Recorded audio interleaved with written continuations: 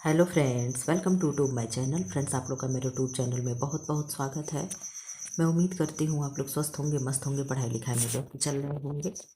आज आप लोगों का तीसरा प्रैक्टिस सेट ये है जिसमें मैं जीके जीएस को इंक्लूड कर रही हूँ। आप लोग जान लो 30 क्वेश्चन मैं इसमें लेकर के आ रही हूँ, ठीक है। तो आज आप लोग ऐसे होम साइंस में क्या देखने वाले हो, तो होम साइंस में आप लोग फिजियोलॉजी देखोगे। कुछ तो मैंने बोन से क्वेश्चन लिया, देख लो आप लोग मैंने पहले किससे किससे लाए हूँ क्वेश्चन। बोन से, स्मॉल इंटेस्टाइन से, ठीक है, लार्ज इंटेस्टाइन से, फिर आमाशय से, ठीक है। इस तरीके से मैंने क्वेश्चन लिया है। मैंने कहा ये पार्ट हम लोगों के अधूरे रह जा रहे हैं। मैं आप लोगों को लीवर वगैरह तो करा चुकी हूँ, ठीक। तो मैंने कहा ये भी अंग मैं इंक्लूड कर लूँ, ठीक है। तो इन सारों से भी आप लोगों को क्वेश्चन मिलेगा, ठीक। और 30 क्वेश्चन तो इसमें अब हम जेके जैसे इंक्लूड कर ही रहे हैं। आज से आप लोग कान खोल करके सुन लो। अब रेगुलर की तो अभी मैं गारंटी नहीं दे पा रही हूँ, लेकिन ये मान के चलो मैं कोशिश करूंगी। आप लोग जानते हो जो मैं ठान लेती हूँ तो फिर मैं करती हूँ, चाहे जहाँ से भी समय निकालो। अब आप लोगों का पर डे इवनिंग में कितने बजे, आप लोग कहोगे मैम 7 PM पे। आप लोगों को मैं टाइम बता दूं, पर्टिकुलर मैं उस पर लिख करके लाऊंगी, थंबनेल पे आप लोगों के लिख दूंगी, ठीक है। कि 7 PM पे पर डे आप लोगों का क्लास चलेगा। 35 से 40 मिनट का एवरेजन कितना, मैक्सिमम 40 या 35, ठीक है। और मिनिमम 20 से 25 मिनट। आप कहोगे मैम ये क्या आप लेकर के आने वाली हैं, तो ये आप लोगों का मैं जीके जीएस का क्लास चलाऊंगी। जैसे ऐसे रैंडम मैं क्लास उठा करके लगाऊंगी, भूगोल का उठाऊंगी, केवल भूगोल का क्वेश्चन रहेगा। उस 20-25 मिनट, 40-45 में 100 क्वेश्चन, 85-85, 80-80 क्वेश्चन करके मैं लाऊंगी। एक दिन भूगोल, एक दिन इतिहास, एक दिन पॉलिटी, एक दिन जनरल साइंस। जो भी साइंस तो खैर अलग से पढ़ाने की जरूरत नहीं, आप लोग इसमें पढ़ रहे हो, ठीक है। इस तरीके से मैं करके आप लोगों को फटाफट फटाफट जो भी चीज़ें उत्तर प्रदेश की चीज़ें हैं, कुछ करंट अफेयर है, ये मैं सारा आप लोग का रिवाइज कराना चाह रही हूँ। तो ये कब होगा, होम साइंस की क्लास आप लोग सुबह जैसे है वैसे रहने, तो 30 क्वेश्चन उसमें इंक्लूड डेली मिलेगा, ठीक है। क्यों, क्योंकि इस बुक में 50 क्वेश्चन है, क्या है, 50 प्रैक्टिस सेट है, ठीक है। तो 50 वीडियो में तो ये 30-30 मैं लेकर के आऊंगी ही। अब बाकी शाम को आप लोगों का जो 7 PM पे रिवाइज होते चल रहा है, मैं वहाँ पे जीके जीएस कराऊंगी। आप लोग जीके जीएस स्पेशली पढ़ने वहाँ पे आओ, ठीक है। तो इस तरीके से मैं आप लोग का क्लास लगा रही हूँ। कैसा लगेगा जरूर आप लोग बताना। मेरे पास आप लोग जान रहे हो मैं दवा खा खा करके अपनी तबीयत ठीक ठीक कर करके आप लोगों का क्लास रिकॉर्ड कर रही हूँ, ताकि आप लोगों की तैयारी जल्दी हो जाए। क्योंकि एलटी का एग्जाम अगर होगा अपने समय पे, मान के चलो होगा ही, ठीक है, होने वाली कोई वो नहीं बट लेकिन नहीं है, ठीक है। तो उसमें आप लोगों को एकदम मैं तैयार करना चाह रही हूँ, ठीक है। बहुत बातें हो गई, कितनी बातें हो गई, आपने कहा मैम 2 मिनट बातें हो गई। चलो आप लोग पहले प्रश्न का अपने आंसर दे दो, जान लिया आप लोग क्या पढ़ना है क्या पढ़ाना है। नए जो लोग जुड़ रहे हैं चैनल को सब्सक्राइब करके बेल आइकन को प्रेस कर दें। आप लोगों के कहे मुताबिक सारी क्लास चलती है, क्लास आप लोगों का है, चला केवल मैं रही हूँ, ठीक है। आप लोग जो मांगते हो, जो डिमांड करते हो, सब हर चीज़ पूरी होती है। जो पीएलए पीआरए ना देखा हो जा करके देख ले, वीविंग एंड नीटिंग ना देखा हो जा करके देख ले, ठीक है। अब आप लोग पहले क्वेश्चन का आंसर करो, बहुत ज़्यादा बातें हो गई, मैं बातें नहीं करूंगी। सिंधु घाटी सभ्यता के लोगों का मुख्य व्यवसाय क्या था, कृषि था, पशुपालन था, शिकार करना था, व्यापार करना था। सिंधु घाटी सभ्यता के लोग का मुख्य व्यवसाय क्या था, वो क्या करते थे, आप बता दो। आपने कहा मैम उनका मुख्य व्यवसाय कृषि था, क्या था, उनका मुख्य व्यवसाय कृषि था। Very good, very nice answer. Question number second का आंसर कर दे। हिजरी संवत की शुरुआत हुई 78 ईस्वी में, 600 ईस्वी में, 622 ईस्वी में, 712 ईस्वी में। हिजरी संवत की शुरुआत हुई, आप आंसर करते कब हुई। आपने कहा मैम हिजरी संवत की शुरुआत 622 ईस्वी में हुई। अभी आप लोगों को जीके जीएस जो लोग शुरू शुरू कर रहे हैं पढ़ने के लिए, उनका मन नहीं लग रहा होगा, क्या ही है, बस आप चुपचाप पढ़ते चलो। ये मान के चलो कि हम सीख रहे हैं, ठीक है। जब क्वेश्चन एक दो बार आप लोग के नज़रों के सामने से गुजर जाएगा, तो आपको लगेगा कि हाँ ठीक है हमने पढ़ा है, ठीक है। आप आंसर करें। Question number third. 1526 ईस्वी में पानीपत का प्रथम युद्ध किन के बीच हुआ था। आप लोग जानते हो पानीपत का युद्ध हो गया, तराइन का युद्ध हो गया, ये सब दो दो तीन तीन बार लड़े गए थे, ठीक है। तो पहले युद्ध की बात हो रही, बता दो। पहले तो यहाँ से प्रश्न बन गया कि 1526 ईस्वी में पानीपत का प्रथम युद्ध हुआ था, ठीक है। दो प्रश्न बने ना। अगर मैं पूछ लूँ कि पानीपत का प्रथम युद्ध कब हुआ था, तो आप कहोगे मैम 1526 में, ठीक है। ये सब ट्रिक है मैं लेकर के आऊँगी, कि बाबर के जीवन काल में जो भी ट्रिक है मैं लेकर के आऊँगी। क्या है, 26 है ना, हाँ बाबर के बीच में तो अभी बता रही हूँ मैं, ठीक। 26 में पानी पिया, 27 में खाना खाया, 28 में चल दिया, नहीं 28 में घर गया, 29 में 28 में चल दिया, 29 में घर गया, अभी मैं बता रही हूँ आप लोग को, ये ट्रिक बता रही हूँ, और 30 में मर गया। ये ट्रिक है आपको, मैं ये कैसा ट्रिक है। अभी यहाँ पे मैं जूम करके थोड़ा सा मैं वाइट पेज ले लूँ तब मैं आपको बता रही हूँ, ठीक है, इससे ज़्यादा जूम होगा भी नहीं। सुनिए, बाबर की लाइफ से जो भी चीज़ें आपको तुरंत याद हो जाएगा। क्या है, बाबर 1526 में 26 में पानी पिया, क्या किया, 26 में पानी पिया, 27 में खाना खाया, क्या खाया, 27 में खाना खाया, ठीक है, 28 में 28 में घर गया, नहीं 28 में, हाँ 28 में घर गया, नहीं एक सेकंड, 28 में चल दिया है शायद, या जरा सा भी बता दीजिएगा तो 28 में चल दिया, 29 में घर गया, ठीक, 29 में घर गया, ठीक है, और 30 में मर गया, ठीक, क्या है, 30 में मर गया। ये बाबर के, और यहाँ 1500 आप लगा लेना, हर किसी में 1500 आप क्या करोगे, इंक्लूड कर लोगे। आप लोग ये दो दो में जरा सा मुझे बता देना कि पहले चंदेरी का युद्ध होता है कि पहले घाघरा का होता है। दो युद्ध, ये घर मतलब घाघरा, चौ मतलब चंदेली का युद्ध, खाना मतलब खानवा का युद्ध, पानी का मतलब पानीपत का प्रथम युद्ध, और मरने का मतलब कि उसकी डेथ हो गई 1530 में। ये बाबर के मुख्य क्या हैं, ये इसके सन हैं। इस तरीके से मैं आपको याद करवाऊंगी। मैं पढ़ती थी तो मैं ऐसे याद करती हूँ, ठीक है। आप लोग जानते हो कि मैं अपना ट्रिक खोज खाज के रखी रहती हूँ, इधर उधर से कहीं से किसी का पा गई कि अपना खुद बना ली, आप लोग ये जानते हो। तो आप लोग मुझसे तैयार, बस ये है ना कि मैं समय नहीं दे पा रही हूँ जीके जीएस के लिए, नहीं तो इतना बढ़िया मैं जीके जीएस पढ़ा दूँ कि आप देखते रह जाओ, ठीक है। आप लोग ये चीज़ें मान करके चलना। अब ये चीज़ है कि ठीक है, मैं होम साइंस के आगे अपना भी जीके जीएस में भूल गई हूँ कि कैसे क्या चीज़ें, बस इसलिए मैं बहुत ज़्यादा एक्सप्लेन नहीं कर पा रही हूँ। तो ये बाबर के जीवन से कुछ ट्रिक है कि 26 में पानी पिया, 27 में खाना खाया, 28 में चल दिया, 29 में घर गया, 30 में मर गया। बस इतना ही आपको याद करना है। पानीपत का प्रथम युद्ध 1526 ईस्वी में, खानवा का युद्ध 1527 में, 28 में चंदेरी का युद्ध, 29 में घाघरा का युद्ध, 30 में मर गया। यही तो है। इस तरीके से आपको याद मैं कराऊंगी। अब इसका आंसर कर दो क्या होगा। तो बाबर बाबर तो आप लोग जान गए थे, ये ऑप्शन नहीं होगा, बाबर इसमें भी है, बाबर इसमें भी है। तो अब आप आंसर करो क्या होगा क्वेश्चन नंबर 3 का।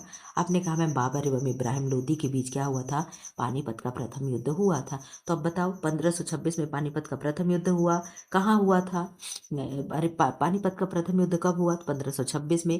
किन के बीच हुआ, बाबर एवं इब्राहिम लोदी के बीच हुआ, ठीक है। क्वेश्चन नंबर 4 का आंसर करें। मैं ट्रिक के साथ आप लोग को बहुत अच्छे से पढ़ा दूँ, लेकिन मेरे पास समय का अभाव है, क्या ही बताऊं। और का आंसर करें। भारत में प्रथम सूती वस्त्र मिल कहाँ स्थापित की गई थी, सूरत में, बम्बई में, अहमदाबाद में, कोयम्बटूर में। भारत में प्रथम सूती वस्त्र मिल कहाँ स्थापित, ये तो हम लोग के होम साइंस से भी रिलेटेड हो गया। आप कहोगे यस मैम हो गया। तो बम्बई में स्थापित किया गया था। किसने स्थापित किया था, अभी मैं बता रही हूँ, इनका बहुत अच्छा नाम है एकदम, काबस डी डाबर ने, नहीं काबस डी डाबर ने, इन्होंने कब, 1818 में, ठीक है, 1818 में ये पहली सूती मिल स्थापित की गई थी, ठीक है। क्वेश्चन नंबर 5 का आंसर करें। सबसे चमकीला ग्रह है, शनि है, मंगल है, शुक्र है, बुध है। आप आंसर कर दे क्वेश्चन नंबर 5 का क्या होगा। तो आपने कहा मैम सबसे चमकीला तारा शुक्र होता है। सुबह का तारा शुक्र को कहते हैं, साँझ का तारा शुक्र को कहते हैं, मॉर्निंग स्टार कहते हैं, इवनिंग स्टार कहते हैं, सब इसी को बोला जाता है, ठीक है। 6 का आंसर करें। वायुमंडल की परतों को पृथ्वी के ऊपर की ओर सही क्रम में व्यवस्थित करें, कूट की सहायता से उत्तर दें। ऊपर की ओर कह रहा है, यानी क्या कह रहा है, वायुमंडल की परतों को पृथ्वी से यानी जमीन से ऊपर ऊंचाई की तरफ ले जाने के लिए कह रहा है। सही क्रम लगाएं, कौन कौन सा क्रम होगा। आपने कहा मैम ओजोन मंडल, क्षोभ मंडल, समताप मंडल, वायुमंडल। तो सबसे नीचे क्या होता है, ट्रोटोस्फियर होता है। फिर क्या होगा, आप बताओ, सबसे नीचे क्या होगा, क्षोभ मंडल ही होता है ना। तो आपने कहा यस मैम सबसे नीचे तो क्षोभ मंडल होगा, तो ये चीजें हट गई। फिर क्या होगा, आपने कहा मैम क्षोभ मंडल होगा, समताप मंडल होगा। जितने भी बादल वदल होते हैं सारी चीजें क्षोभ मंडल में भी होता है, आप लोग बहुत अच्छे से जानते हो, ठीक है। तो क्षोभ मंडल हो गया, फिर समताप मंडल हो गया, तो 3-2 दोनों में चल रहा है। क्षोभ मंडल, समताप मंडल। वायुमंडल को आप समझ लेना कि वायु मतलब सबसे बाहर हो जाएगा, कि ओजोन मंडल हो जाएगा, जरा सा आप बता दो। तो आप कहोगे मैम वायुमंडल आप सही बता रही, देखो क्षोभ मंडल हो गया, समताप मंडल हो गया, फिर ओजोन मंडल हो गया, फिर वायुमंडल हो गया। वायु मतलब बाहर ही, यानी इससे बाहर कुछ होगा ही नहीं। इस तरीके से भी याद कर सकते हो। अगर चारों को क्रम लगाने के लिए आ रहा है तो सबसे नीचे होगा ट्रोटोस्फियर, फिर होगा समताप मंडल, इसको क्या कहते हैं जी, इंग्लिश में मेरा भूल गया है सब कुछ। 7 का आंसर करो। यही है ना, एक सब्जेक्ट पकड़ लो तो बाकी चीज़ें सब मिट्टी में मिल जाती है। 7 का आंसर करें, निम्नलिखित में से कौन सा नगर सबसे ज़्यादा पश्चिमी देशांतर पर स्थित है। पश्चिमी देशांतर, आप लोग देशांतर और अक्षांश रेखा के बारे में जानते होंगे, ठीक है। देशांतर का मतलब क्या हुआ, जो लॉन्गिट्यूड होता है, ठीक है, इसको हम देशांतर कहते हैं। ये जो हो गया इसको हम देशांतर कहते हैं, ठीक है। और ये जो चीज़ें हो गई इसको हम क्या कहते हैं, इसको हम अक्षांश कहते हैं, ठीक है। क्या कहते हैं, इसको हम अक्षांश कहते हैं, इसी को हम लेटी हुई लाइन कहते हैं, ठीक है। तो आप आंसर कर दे, क्या होगा, सबसे देशांतर की बात पूछ रहा है, आप आंसर करें क्या होगा। आप लोगों को मैं अक्षांश और देशांतर में विस्तार से शाम वाले क्लास में मैं बहुत अच्छे से कराऊंगी, ठीक है, कि कितने कितने होते, 81 का 181 कैसे होता है, 179 कैसे होता है, यहाँ पे क्या चीज़ को जीरो यहाँ मान लिया जाता है, किसको किसको क्या नॉर्थ पोल साउथ पोल होता है, 0 डिग्री किसे कहते हैं, भूमध्य रेखा किसे कहते हैं, विषुवत रेखा किसे कहते हैं, मैं सब बताऊंगी। पहले फिलहाल आप इसका आंसर दे दो, निम्नलिखित में से कौन सा नगर सबसे ज़्यादा पश्चिमी देशांतर पर स्थित है। जयपुर होगा, नागपुर होगा, भोपाल होगा, हैदराबाद होगा। जयपुर राजस्थान की राजधानी है। नागपुर कहाँ है आप लोग बता देना, महाराष्ट्र में है। भोपाल मध्य प्रदेश की राजधानी है। हैदराबाद कहाँ है बता देना, दक्षिण भारत में होगा। 7 का आंसर करें क्या होगा, आपने कहा मैम जयपुर ही जो है आपका क्या हो जाएगा, आंसर हो जाएगा। क्वेश्चन नंबर 8 का आंसर करें, संविधान सभा की प्रथम बैठक हुई थी, कब हुई थी, 7 दिसंबर 1946 को, 8 दिसंबर 1946 को, 9 दिसंबर 1946 को, 11 दिसंबर 1946 को। प्रथम बैठक की बात हो रही है, 3 या 4 बैठक हुआ था, आप लोग डेट बता दो चाहो तो फटाफट फटाफट, कब हुआ था। आपने कहा मैम 9 दिसंबर 1946 को प्रथम बैठक हुई थी, फिर 9 को हुई थी, फिर 11 को हुई थी, इस तरीके से करके न जाने 3-4 बैठकें कितनी बैठकें हुई थी, ठीक है। अब तो सारी चीज़ें याद भूल गई हैं, कैसे मैं आप लोग को एक्सप्लेन कर दूँ, गलत तो नहीं बताऊंगी। राज्यसभा के सदस्यों की वर्तमान संख्या कितनी है, 245 है, 233 है, 238 है, 250 है। अगर 250 है तो कैसे कैसे है, ये भी चीज़ें आपको आना चाहिए। वर्तमान संख्या पूछ रहा है, मैक्सिमम मिनिमम की बात नहीं किया जा रहा है। तो आपने कहा मैम 9 का आपका आंसर हो जाएगा ए। 245 क्या है, इस समय वर्तमान संख्या है। और ऐसे मैक्सिमम कितना होता है, कमेंट बॉक्स में चाहे तो कमेंट कर सकते हैं। 10 का आंसर करें, बफर स्टॉक कार्यवाहियाँ किसके द्वारा की जाती है। भारतीय खाद्य निगम, कृषि मंत्रालय, भारतीय गोदाम निगम, भारतीय राज्य व्यापार निगम। 10 का आंसर करें क्या होगा, क्वेश्चन नंबर 10। आपने आंसर कर दिया मैम ए, भारतीय खाद्य निगम। आप लोगों को वॉइस तो अच्छी जा रही होगी ना, क्यों, क्योंकि मैं नए ब्लूटूथ पर रिकॉर्ड कर रही हूँ। अभी इससे मैंने कोई भी क्लास नहीं रिकॉर्ड कर लिया तो थोड़ा सा मन में डर भी लग रहा है कि ऐसा तो नहीं मैं खूब क्लास रिकॉर्ड कर दूँ, कोई वॉइस ही ना जाए। एक सेकंड देना, जरा देखे कनेक्ट है ना, एक सेकंड प्लीज। ओहो, कुछ कर भी नहीं पाते, हाँ कनेक्ट है, चलिए। फेडरेशन कप किस खेल से संबंधित है, फुटबॉल से, क्रिकेट से, टेनिस से, हॉकी से। 11 का आंसर कर दो, मेरा भाई कहता है छोटा वाला, मैं तो यही नहीं समझ पाती हूँ कब से तू इतनी टेक्निकल हो गई कि अपना क्लास व्लास चलाने लगी। 11 का आंसर कर दे ए, फुटबॉल। आप लोग जानते हो मैं नया मोबाइल खरीदती हूँ, कुछ भी खरीदती हूँ, मैं इंस्टॉल ही नहीं कर पाती हूँ। वही आएगा मेरा ईमेल वगैरह सब डालेगा बनाएगा, सब कुछ शुरुआत वही करता, तब मैं चलाना जानती हूँ। मुझे कुछ नहीं आता सच में, पता नहीं कैसे मैं इतना कर ली, मैं खुद नहीं समझ पाती हूँ। क्वेश्चन नंबर 12 का आंसर करें, हिंदी साहित्य के आरंभिक काल को आचार्य रामचंद्र शुक्ल ने क्या कहा था। आदिकाल कहा, चारण काल कहा, वीरगाथा काल कहा, सिद्ध सामंत काल कहा। 12 का आप आंसर कर दे, क्या बात आपने कहा मैम वीर गाथा काल कहा था। क्या कहा था, वीर गाथा काल कहा था, ठीक है। क्वेश्चन नंबर 13 का आंसर करें, निम्न में सदिश राशि यानी वेक्टर क्वांटिटी कौन सी है। विद्युत धारा है, आयतन है, वेग है, चाल है। 13 का आंसर करें। आप लोगों को जो जीके जीएस में नहीं आएगा तुक्का नहीं लगाइएगा, तुक्का लगाना होगा तो अपने होम साइंस में लगाइएगा, क्योंकि वहाँ हम लोग की कमांड जाते हैं, ठीक है। जीके जीएस में कोई भी गेम नहीं खेलेगा, नहीं तो 1/3 माइनस मार्किंग आप लोग बहुत अच्छे से जान रहे हो। तो 13 का आपने आंसर कर दिया मैम सी, बेग आपका आंसर हो जाएगा, क्या होगा, बेग हो जाएगा।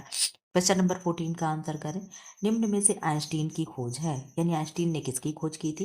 प्रकाश विद्युत प्रभाव तथा एक्स किरणें, रेडियो धर्मिता व एक्स किरणें, प्रकाश विद्युत प्रभाव की व्याख्या एवं आपेक्षिकता का सिद्धांत। ऑप्शन डी, रेडियो धर्मिता तथा आपेक्षिकता का सिद्धांत। आप आंसर कर दे क्वेश्चन नंबर 14 का। आपने आंसर कर दिया मैम सी, प्रकाश विद्युत प्रभाव की व्याख्या एवं अपेक्षिकता का सिद्धांत। ठीक है, क्वेश्चन नंबर 15 का आंसर करें। क्वेश्चन नंबर 15, बॉक्साइट निम्नलिखित में से किसका प्रमुख अयस्क है? तांबा है, लोहा है, एल्यूमिनियम है, जिंक एवं जस्ता है। तो आप बहुत अच्छे से जानते हो कि बॉक्साइट किसका अयस्क होगा? एल्यूमिनियम का होगा। किसका होगा? एल्यूमिनियम का होगा। क्वेश्चन नंबर 16 का आंसर कर दे। डिप्थीरिया रोग का संबंध है। आप कहोगे मैम डिप्थीरिया हर उसमें उठा दे रहा है, केवल डिप्थीरिया ही आएगा क्या? आप आंसर करें। फेफड़ों के से, यकृत से, कंठ से, मस्तिष्क से। आप लोग जानते हैं जितने भी ह्यूमन फिजियोलॉजी है, नॉर्मल साइंस, ये सब चीज़ें तो हम लोग लगा ले जाएंगे, ये हम लोग का प्लस पॉइंट हो जाएगा। ठीक है, जी के जी एस में भी। लेकिन बाकी चीज़ों में थोड़ा सा नेगेटिव वाली चीज़ें मैं 1 महीने के अंदर अभी आप लोग का दूर कर दूंगी। 15 दिन होते होते आप लोग का देखना जी के जी एस पे मैं बहुत अच्छा कमांड करवा दूंगी। ये मेरा प्रॉमिस है आप लोगों से। डिप्थीरिया रोग का संबंध किससे है? तो आपने कहा मैम कि डिप्थीरिया रोग का संबंध कंठ से होगा। आपका यही आंसर हो जाएगा। तो यस क्या हो जाएगा? कंठ से आपका आंसर सही हो जाएगा। ठीक है, क्वेश्चन नंबर 17 का आंसर करें। उत्तर प्रदेश में माध्यमिक शिक्षा के लिए स्कूल चलो अभियान शुरू किया गया 1999 में, 2000 में, तो 2001 में, 2002 में। आप आंसर कर दें। उत्तर प्रदेश में माध्यमिक शिक्षा के लिए स्कूल चलो अभियान शुरू किया गया। आप आंसर करें कब शुरू किया गया? आपने कहा मैम 2001 ईस्वी में। कब? 2001 ईस्वी में। क्वेश्चन नंबर 18 का आंसर कर दें। निम्नलिखित में से कौन उत्तर प्रदेश का लोकगीत नहीं है? क्या नहीं है? उत्तर प्रदेश का लोकगीत नहीं है। बिरहा है, ढोला मारू है, कजरी है, रसिया है। आप जानते हो बिरहा है, ढोला मारू कल के प्रैक्टिस सेट में आप लोगों को मैंने कराया था, वो भी है, कजरी भी है, एक रसिया शायद नहीं है। देख लें एक बार, क्योंकि इसमें मुझे कन्फ्यूजन है। अच्छा, वो केवल ढोला था। ठीक है, ये ढोला मारू दिया है तो यहाँ पे ढोला मारू नहीं देगा। बाकी कजरी है, रसिया है और बिरहा है, ये तीनों क्या हो जाएगा? उत्तर प्रदेश के लोकगीत हैं। लेकिन ढोला मारू नहीं है। अगर केवल ढोला होता तो ये चीज़ें सही हो जाती। कल के प्रैक्टिस सेट में केवल ढोला दिया था। ठीक है, क्वेश्चन नंबर 9 का आंसर करें।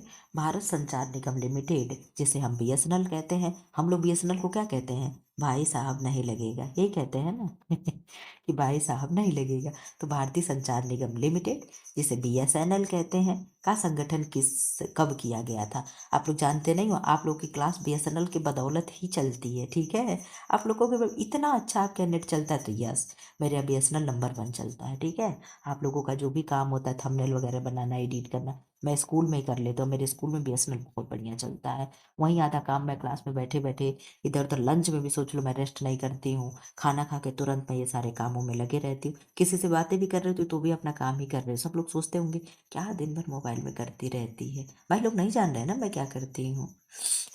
19 का आंसर करें तो आपने कह दिया मैम बी, 15 सितंबर 2000 को क्या हुआ था? बीएसएनएल का गठन किया गया था। ठीक, कितने साल का हो गया बीएसएनएल बताना तो जोड़ जाड़ के। आपको मैम 2000 से 26 हो गया, 26 साल का हो गया। 20 का आंसर करें।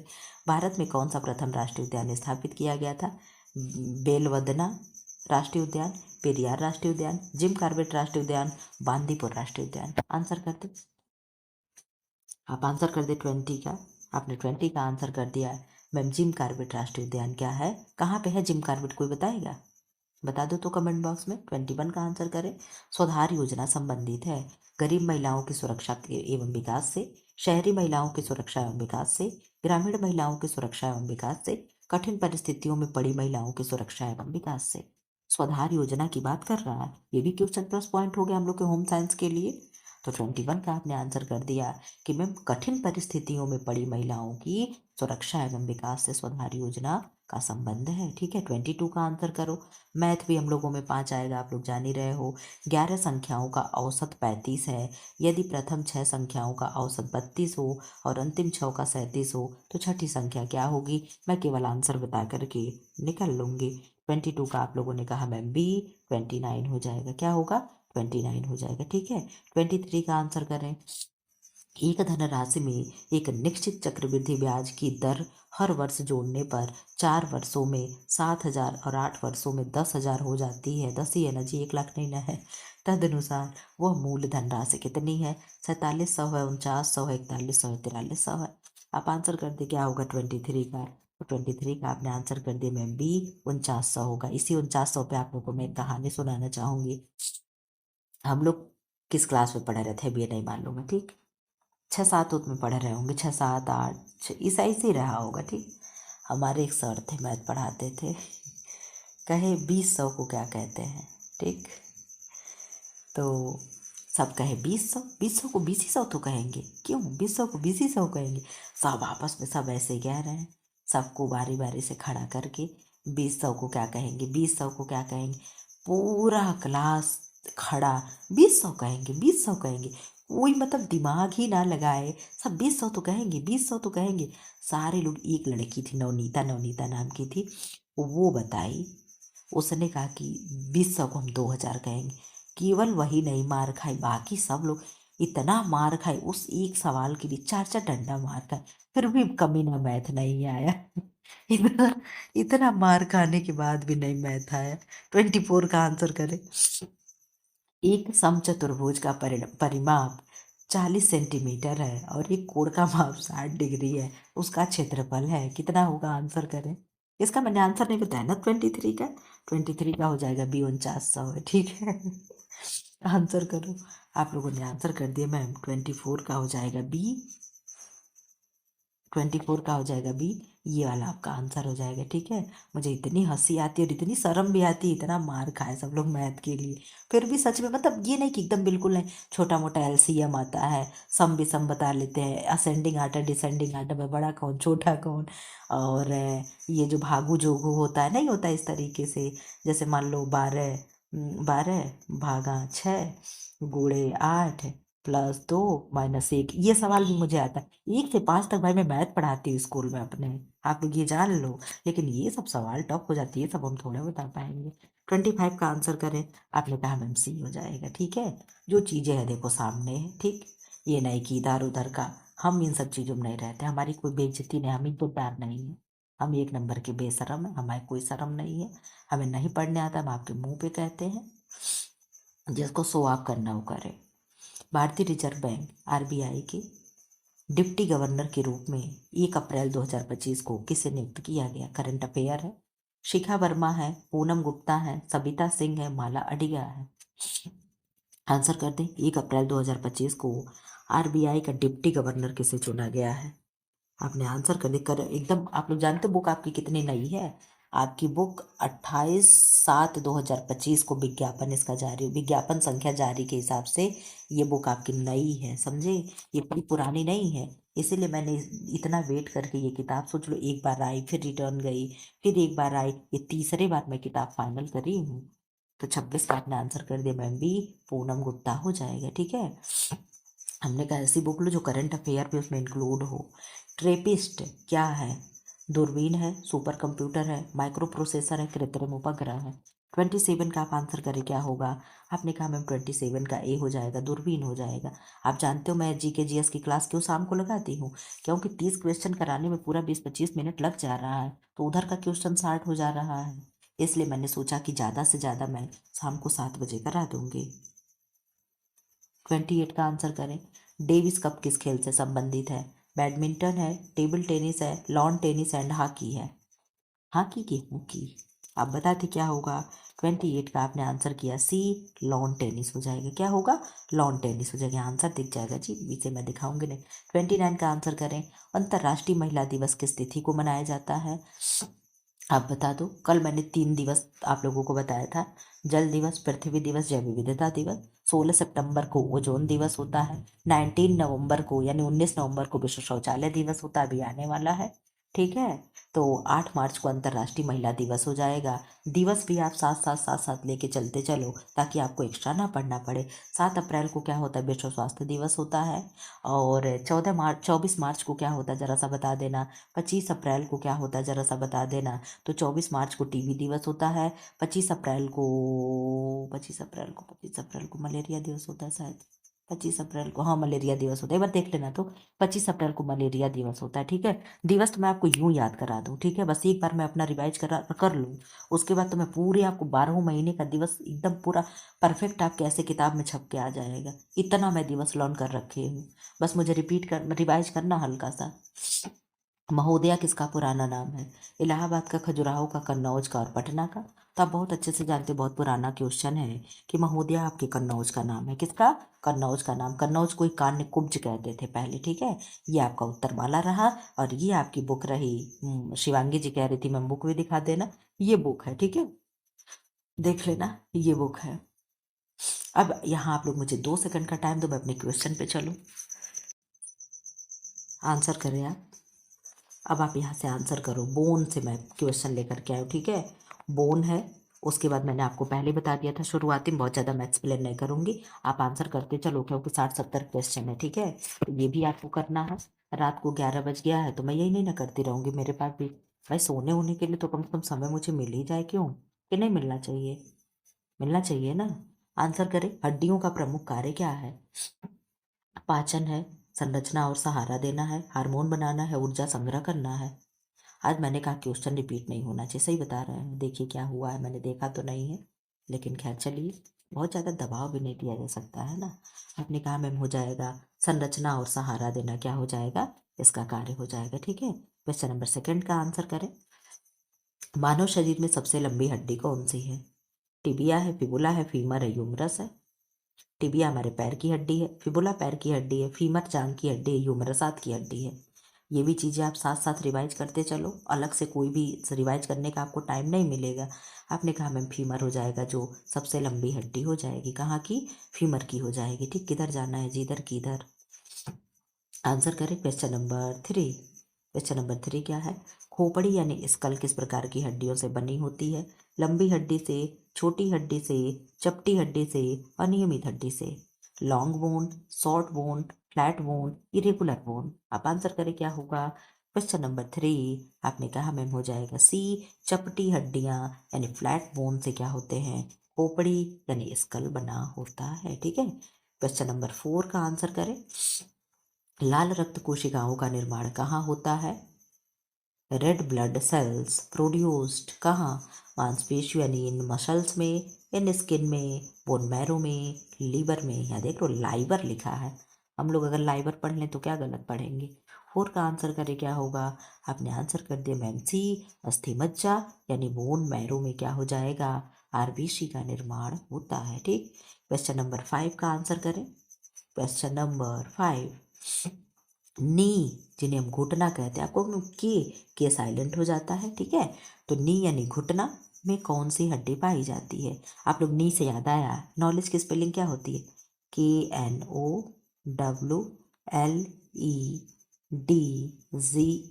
यही होता है ना नॉलेज का स्पेलिंग। आप लोग कहोगे मैम इसको कैसे याद किया जाए, तो कैसे, एक मैं ट्रिक बताऊंगी, बहुत आप लोग हंसोगे। इसको क्या पढ़ेंगे? कनऊ। इसको पढ़ेंगे लद, इसको पढ़ेंगे गए, ठीक है। क्या पढ़ोगे?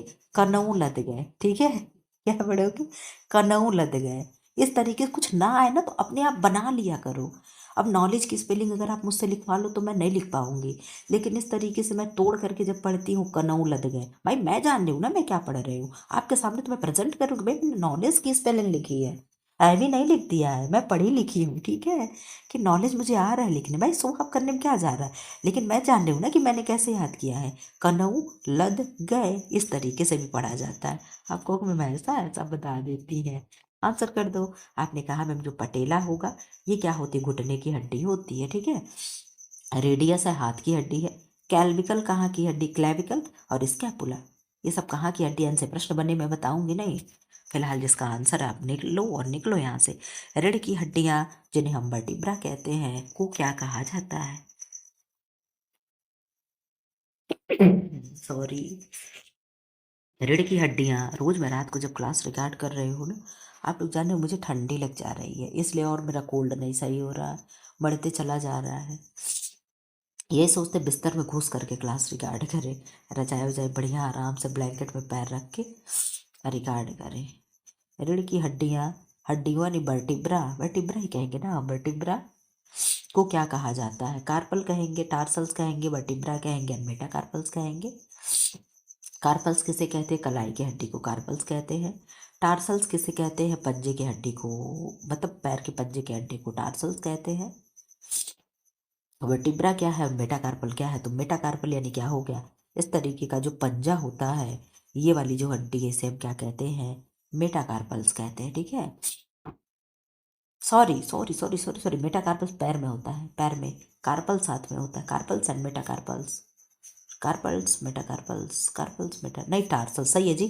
कार्पल्स मेटाकार्पल्स मतलब हड्डी, कार्पल्स मतलब भी हाथ, और मेटाकार्पल्स मतलब भी हाथ की हड्डी, ठीक है। टार्सल्स और मेटाटार्सल्स पैर में होता है, मैं भी कंफ्यूज हो जा रही हूँ। आप आंसर करें 6 का क्या होगा।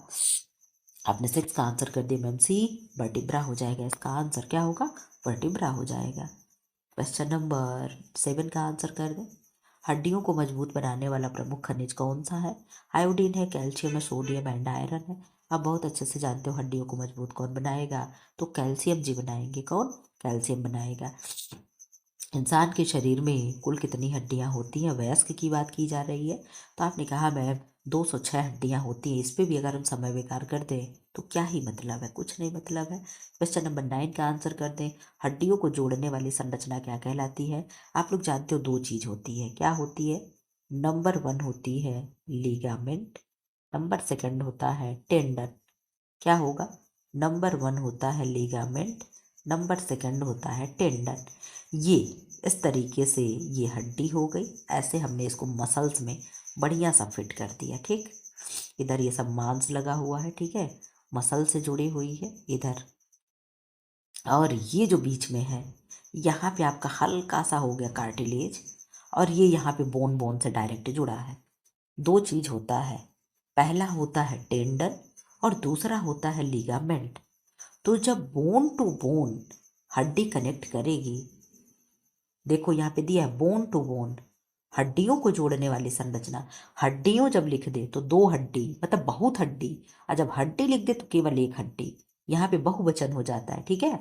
हड्डियों मतलब लड़कियों, मतलब बहुत सी लड़कियां, और केवल 1 लड़की, तो ये क्या हो गया, बहुवचन होता है ना, एक वचन बहुवचन। आप लोग हिंदी पढ़े होंगे तो जानते होंगे। तो बोन टू बोन क्या कनेक्ट करेगा, आप लोग कहोगे मैम लिगामेंट। इस तरीके से याद कर देना, बीबीएल, क्या, बीबीएल, बोन प्लस बोल बराबर लिगामेंट। और आप क्या कहोगे मैम, बोन प्लस मसल्स बराबर टेंडन। क्या होगा, टेंडन, इसी को हिंदी में कंडरा बोलते हैं, ठीक है। तो जब हड्डी से डायरेक्ट हड्डी ना जुड़ी हो, इस तरीके से जब ये संरचना जुड़ी है, हड्डी से मसल्स जुड़े हैं, तो उसे हम क्या कहेंगे, उसे हम टेंडन कहते हैं। क्या कहेंगे, उसे टेंडन कहते। एक सेकेंड, हो कुछ भी हो, तो उसे हम क्या कहेंगे, उसे हम टेंडन कहेंगे। तो टेंडन को ही क्या कहते हैं, हिंदी वाला तो मुझे आ ही नहीं रहा, क्या बताएं जी, टेंडन। और अब बताओ, लिगामेंट हो गया। अभी मैं क्या बोली हूँ, मैं खुद ही भूल गई। चलो, तो क्या हुआ, बोन टू बोन कनेक्ट कौन करेगा, आपने कहा मैम लिगामेंट करेगा, ठीक है। अब चीजें आपको समझ में आ गई। अब यहाँ पे आंसर कर दो, कलाई में कौन सी हड्डियाँ होती हैं, कलाई में कौन सी हड्डी होती है। इस तरीके से अगर किसी का मैं हाथ बना दूँ, आज तो नहीं 6 अंगुली है ना, गिन लीजिएगा। आप लोग गिनते रहते, आपको मैं ऐसा हाथ बना देती हैं। चलो, ये अगर आप हाथ मान लेना, ठीक। ये पंजे की 5 है, यहाँ कलाई में है, यहाँ पे 2 है, यहाँ पे 1 है। अब आप गिनो क्या हो गया। आप कहोगे मैम कलाई में कौन सी हड्डी होती है, कार्पल टार्सल्स होगा। तो टॉ से टार्सल, टॉ से टांग, ये पैर में जाएगा, यहाँ मतलब ही नहीं है। कार्पल्स हमारे हाथ में होता है, मेटा कार्पल्स हो गया एंड फैलेंजेज हो गया। तो उंगली हो गई फैलेंजेज, मेटा कार्पल्स हो गया ये, ठीक है। और कार्पल्स क्या हो गया, हाँ, कार्पल्स हो गई ये कलाई, ठीक है। कलाई की हड्डी को हम कार्पल्स कहते हैं। ये जो उंगलियां हमारी जो बनाती हैं जोड़ करके, यहाँ पे जो 5 हड्डियां होती हैं, पांचों हाथ से आए होते हैं। आप लोग अपने अपने हाथ देखो तो इस तरीके से करके, तो यहाँ पे जो 5 है ये क्या है, मेटाकार्पल्स है, और ये फैलेंजेज उंगलियां होती हैं, ठीक है। इस तरीके, और ये क्या होता है, ह्यूमरस होता है। ये इस तरीके से आपकी पूरी हाथ की हड्डी है। कलाई में 8 हड्डी होती है, यहाँ 5 हड्डी होती है। उंगली में, अंगूठे में 2 हड्डी होगा, बाकी सब में 3-3 होगा। तो गिन लेना कितना होगा, 3 चौक 12, 12 दो 14। तो 14 उंगलियों में हड्डी होती है, 8 कलाई में होती है, 5 यहाँ पंजे में होती है, 2 यहाँ होती है अल्ना एंड रेडियस, और 1 ह्यूमरस होता है। ये आपकी हड्डियाँ होती, और यहाँ स्कैपुला वाली चीज़ें होती है जो पीछे शोल्डर बनाता है, ठीक है। तो ये चीज़ें हो गई, आप जान लो। मैंने कहा आप लोगों का ये मैं रिवाइज करा दूं। क्वेश्चन नंबर 11 क्या है, कौन सी हड्डी छाती यानी चेस्ट की सुरक्षा करती है। फीमर हो गया, तो ये तो जांग में हो गया, दूर दूर लेना देना नहीं है। स्टर्नम हो गया, स्टर्नम कहाँ होता है? स्टर्नम, स्टर्नम, हाँ स्टर्नम कहाँ होगी? आप कहोगे इस तरीके से जो रिप्स होती है इसी के बीच में जोड़ने वाली हड्डी क्या है? स्टर्नम है, ठीक है। फिबुला हो गया और टार्सल हो गया, तो टार्सल भी टांग में चला जाएगा। फिबुला हो गया, तो फिबुला कहाँ की हड्डी है आप बता दो। तो फिबुला भी, फिबुला और टिबिया, फिबुला, फिबुला ये भी पैर की हड्डी है। देखना जरा, मेरा सब भूल गया। क्या होगा? ये फिबुला जो होगा ये भी पैर में चला गया। एक आपका स्टर्नम बचा, यही क्या है? बीच वाली हड्डी, यही छाती यानी चेस्ट की सुरक्षा करती है। तो आंसर क्या हो जाएगा? आपने कहा मैम 11 का हो जाएगा बी, यानी स्टर्नम हो जाएगा। क्या होगा? स्टर्नम हो जाएगा, ठीक है। 12 का आंसर करें। हाथ की सबसे लंबी हड्डी कौन सी है? रेडियस है, अल्ना है, ह्यूमरस है, क्लेविकल है। आप आंसर करते, सबसे लंबी की बात वो बता रहा है। तो आपने कहा मैम सबसे लंबी ह्यूमरस होगी क्या? तो यस क्या हो जाएगी? इस तरीके से जब मैंने बनाया था ऊपर ये जो जा रही है यहाँ पे ह्यूमरस होता है, ठीक है। क्या होता है? यहाँ पे ह्यूमरस होता है या रेडियस अल्ना होता है। अंदर वाली हड्डी अल्ना होती है, बाहर वाली रेडियस होता है। ये भी चीजें आप जान लेना। आंसर तो आप जान ही गए क्या होगा। क्वेश्चन नंबर 13 का आंसर करें। क्वेश्चन नंबर 13, किस प्रकार की हड्डियां अस्थि मज्जा यानी बोन मैरो को धारण करती हैं? चपटी हड्डी, छोटी हड्डी, अनियमित हड्डी, लंबी हड्डी। किस प्रकार की हड्डियां अस्थि मज्जा को धारण करती हैं? यानी प्रश्न पूछने का मतलब ये है कि किस हड्डियों में अस्थि मज्जा होता है। हर हड्डी में अस्थि मज्जा नहीं होती है, ये जान लेना। हर हड्डियों में अस्थि मज्जा नहीं होती है। ब्लड का निर्माण भाई, अगर अस्थि मज्जा हर अस्थि मज्जे में होता तो क्या जो भ्रूण पेट में होता है, एम्ब्रियो पेट में होता है, उसके लीवर में क्यों ब्लड बनता? भाई ऐसा नहीं कि बिल्कुल उसके अंदर हड्डी नहीं है, हड्डी तो होती है। समझे भाई? बच्चा एकदम वाकई मांस का लोथड़ा नहीं ना है। बीच में हड्डी भले मजबूत नहीं हुई है, कार्टिलेज ही के रूप में, लेकिन है ना। तो हर जगह अस्थि मज्जा नहीं होता है। मोटे मोटे जो पैरों की हड्डियां हो गई, हाथ के हो गए, जो मोटे मोटे होते हैं उन्हीं में अस्थि मज्जा होती है। अब आप बताओ किसमें होता है।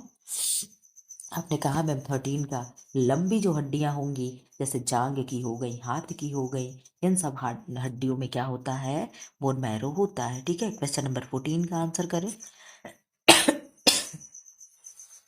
शरीर में कंधे का जोड़ किस हड्डी से बनता है? स्कैपुला है, फीमर है, टिबिया है, पटेला है। पटेला घुटने का हो गया, टिबिया एंड फीमर भी पैर का हो गया। एक बचा स्कैपुला, स्कैपुला ही हो जाएगा। यही क्या है? कंधे का जोड़ किस हड्डी से बनता है? तो स्कैपुला है। स्कैपुला है, क्या है? कंधा है। सीना फुलाओ तो इस तरीके से फूलता है, यही स्कैपुला, ठीक है। इस तरीके से याद कर लेना। क्वेश्चन नंबर 15 का आंसर करें। क्वेश्चन नंबर 15, रीढ़ की हड्डी का निचला हिस्सा क्या कहलाता है? सर्वाइकल कहलाएगा, थोरासिक कहलाएगा, लैम्बर कहलाएगा एंड सैक्रम कहलाएगा। इस तरीके का आपका रीढ़ की हड्डी कुछ होती है, ठीक है। इस तरीके से ऐसे सांप की जैसी संरचना होती है, ठीक। यहाँ पे इस तरीके से ऐसे ऐसे ऐसे ऐसे क्या होता है? वर्टिब्रा बना होता है। इसमें से सारी चीज़ें 33 होता है ना, क्यों? 33 ही तो होता है, क्यों? लास्ट में, ओहो कितना बढ़िया बनाए थे ना। लास्ट में 26 रह जाता है, ठीक है। बच्चों में जब बच्चे पैदा होते हैं तो उनमें 30 होता है, ठीक। 33 होता है, लास्ट में घट करके क्या होता है? 26 हो जाता है, ऐसे ही होता है ना। तो इस तरीके से जो होता है गर्दन में या 7 होता है, ठीक है। अभी नंबर भी देखे दिया है कि नहीं दिया है। गर्दन में 7 होता है, यहाँ पता नहीं कितने में 14 होता है। इस तरीके से सारा बटा होता है। आप आंसर करें। सर्वाइकल वाला गर्दन में हो जाएगा, थोरासिक बीच में हो जाएगा, कमर लंबर में हो जाएगा, नीचे वाला भाग सैक्रम हो जाएगा, क्यों? am I right? आपने कहा यस मैम, आप सही बता रही हैं। सैक्रम जो हो जाएगा, यहाँ वाली लास्ट की हड्डियों में क्या हो जाता है? यही सैक्रम होता है। गर्दन में सर्वाइकल होता है, थोरासिक बीच में होता है, लंबर कमर में होता है और पीछे जो होता है नीचे सैक्रम हो जाता है। क्वेश्चन नंबर 16 का आंसर कर दे। कौन सी हड्डी जन्म के समय नरम होती है? स्कल बोन हो गया, फीमर हो गया, टार्सल हो गया, रेडियस हो गया। आप बहुत अच्छे से जानते हो जो स्कल बोन हो गया, जहाँ पे बच्चा यहाँ पे ऐसे उंगली रखो, जहाँ पे तेल रख रख के लोग क्या करते हैं, ऐसे टुप टुप उसका उठता बैठता है, वही क्या है? स्कल बोन हो गया। खोपड़ी की हड्डी क्या होती है? जन्म के समय नरम होती है। 16 का हो गया ए। जल्दी जल्दी आप लोग आंसर कर दो, मुझे बहुत तेज नींद आ रही। 17 का आंसर करें। क्वेश्चन नंबर 17, आप लोग जान लो कल है 14 नवंबर। कल हमारे यहाँ बच्चे स्टॉल वगैरह लगाएंगे, ठीक है। वो सब लगाएंगे, पानी बतासे लगा रहे हैं, कचालू लगा रहे हैं। आपको खाना है जिसको तो आ सकता है, ठीक है। कौन सी हड्डी वजन सहन करने में सबसे अधिक सहायक है? अल्ना है, टिबिया है, रेडियस है, कैल्विकल है, क्लेविकल है।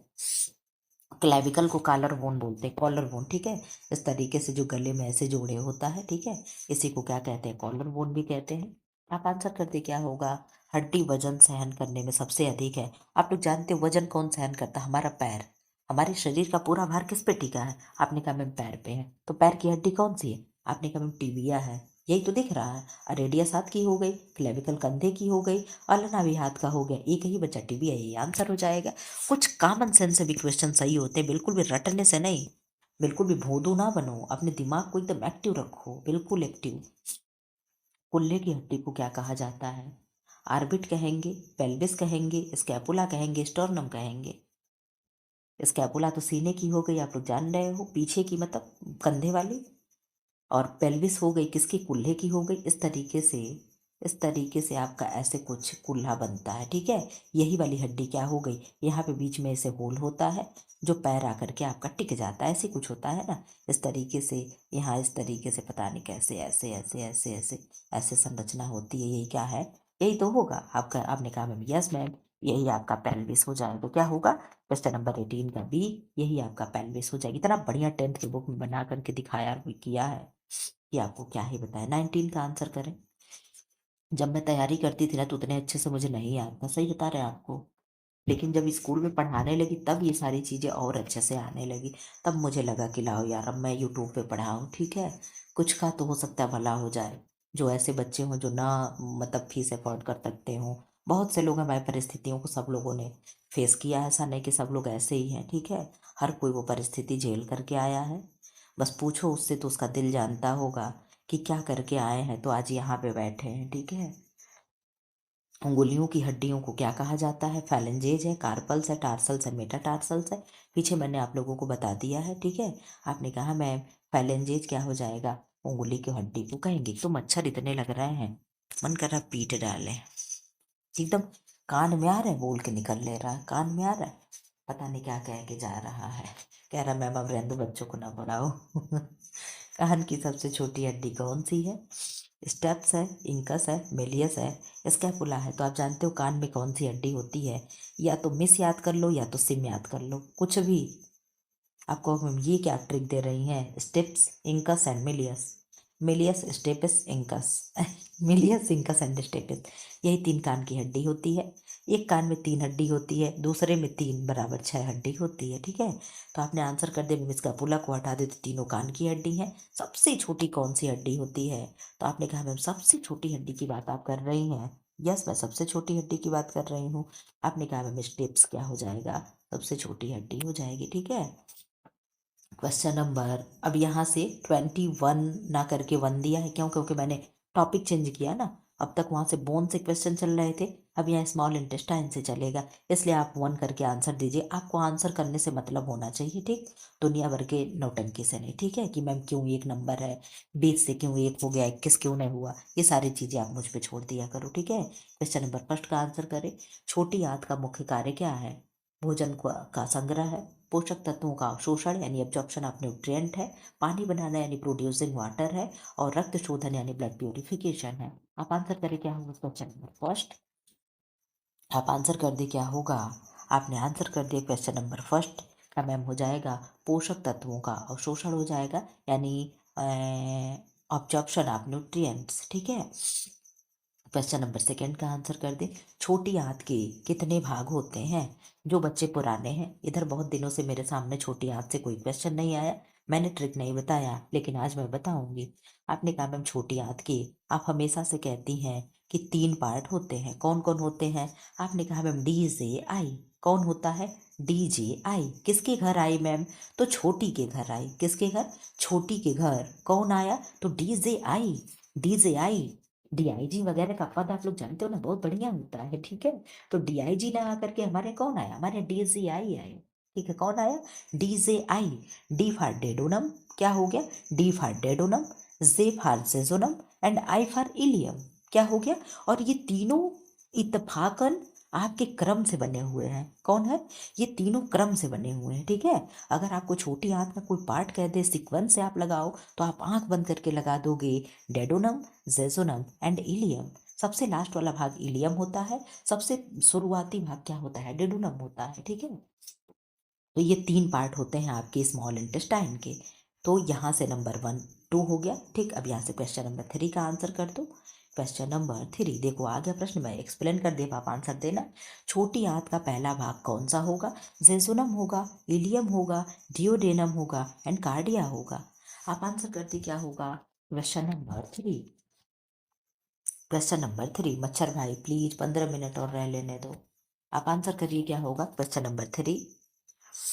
आपने आंसर कर दिया कि मैम क्वेश्चन नंबर 3 का हो जाएगा ड्यूडेनम। अभी आपने बताया DJI, तो डी यानी ऊपर हो जाएगा, ठीक है, और जी यानी बीच में और आई यानी नीचे। इस तरीके से आप याद करिएगा।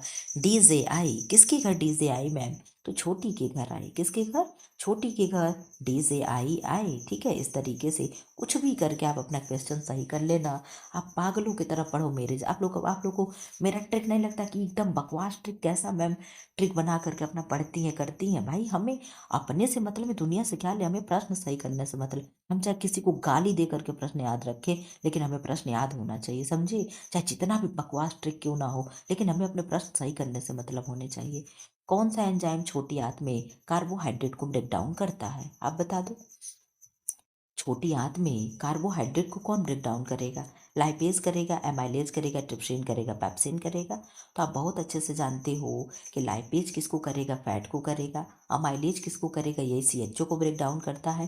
ट्रिप्सिन एंड पेप्सिन किसको करते हैं? तो ये प्रोटीन को करते हैं। तो इसका आंसर क्या हो जाएगा? आपने कहा मैम बी हो जाएगा। क्वेश्चन नंबर 5 का आप आंसर करो क्या होगा? क्वेश्चन नंबर 5 छोटी आंत का सबसे बड़ा भाग कौन सा होता है?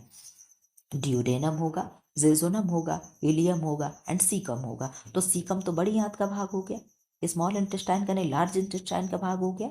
आप लोगों को यहाँ पे छोटी आंत बड़ी आंत से क्वेश्चन सारे मिलेंगे, ठीक है। फिर इसके बाद आप लोग को अगना उससे मिलेगा स्टमक से। मैं इस तरीके से करके पार्ट वाइज बांट बांट करके लाई हूँ, ताकि एक एक टॉपिक आपका क्लियर होते चले, ठीक है। तो छोटी आंत का सबसे बड़ा भाग कौन सा होगा? आप आंसर कर दे क्वेश्चन नंबर 5 का। आपने आंसर कर दिया कि क्वेश्चन नंबर 5 का मैम हो जाएगा ड्यूडेनम जो होगा, यही क्या है? सबसे बड़ा भाग इसका हो। Sorry sorry sorry sorry sorry, क्या हो जाएगा? इलियम हो जाएगा। क्या होगा? इलियम हो जाएगा। सॉरी, मुझसे गलती हो गई, ठीक है। क्या हो जाएगा? सॉरी हो जाएगा, खैर सॉरी हो जाएगा। क्या होगा? इलियम हो जाएगा, ठीक है। सबसे बड़ा भाग कौन सा होता है? तो इलियम होगा। DJI यानी लास्ट वाला भाग जो होता है क्या होता है? सबसे बड़ा होता है, ठीक है। देखो मैं भी यहाँ पे थोड़ी सी सीरियस होने की ज़रूरत है, ठीक है। क्वेश्चन नंबर 6 का आंसर करें। क्वेश्चन नंबर 6 छोटी आंत की आंतरिक सतह पर कौन सी संरचनाएं अवशोषण कराती बढ़ाती हैं?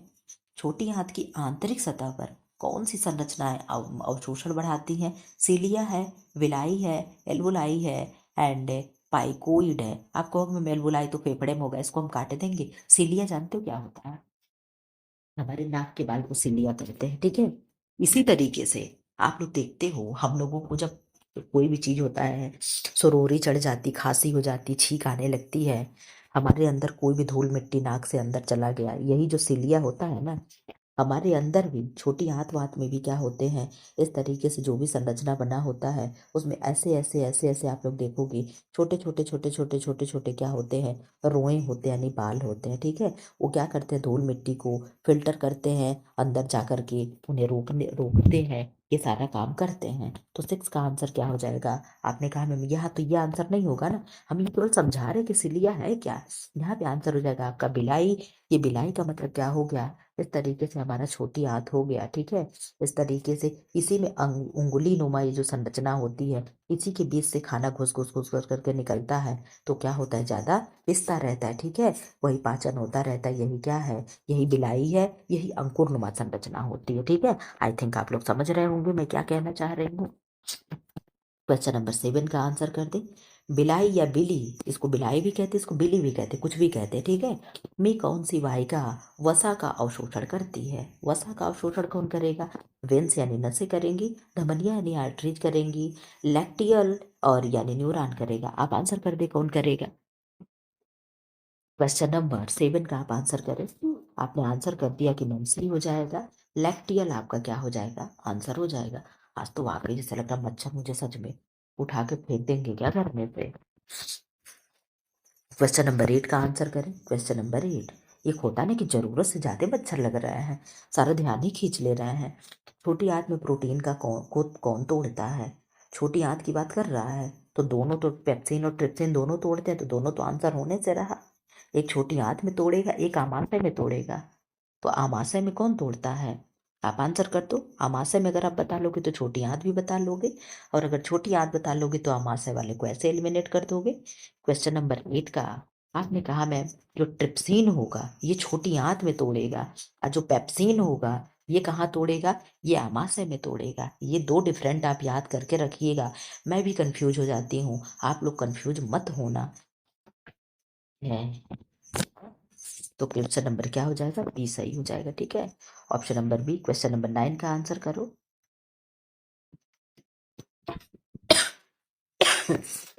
पूरे हाथ में वसा को बचाने के लिए कौन सा पदार्थ मदद करता है।